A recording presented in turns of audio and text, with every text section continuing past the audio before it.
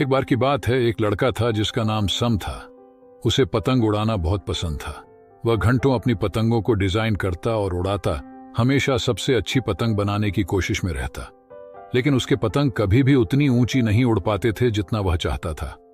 वे थोड़ी ऊंचाई पर उठते और फिर गिर जाते, जिससे वह निराश हो जाता। एक दिन सम की मुलाकात एक बूढ़े पतंग बनाने वाले से हुई, जिसने उसे संघर्ष करते हुए देखा। बूढ़ा आदमी मुस्कुराया और पूछा, तुम इतने निराश क्यों हो बच्चे? सम ने जवाब दिया, मैं कितनी भी मेहनत कर लूं, मेरी पतंगें ऊंची नहीं उड़ती। वे हमेशा जमीन पर वापस गिर जाती हैं।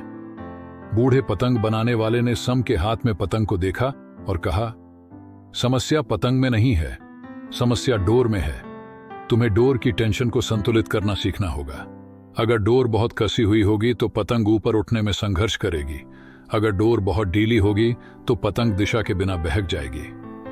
सम को यह सुनकर थोड़ा आश्चर्य हुआ, लेकिन उसने सलाह मान ली। अगले कुछ दिनों तक वह डोर के साथ अभ्यास करता रहा, सही संतुलन ढूंढता रहा।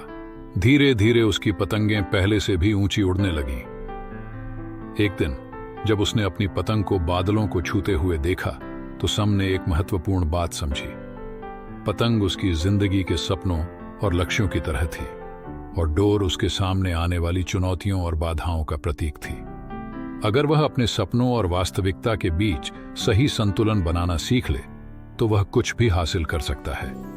उस दिन के बाद से सम ने इस सीख को अपनी जिंदगी के हर पहलू में लागू किया।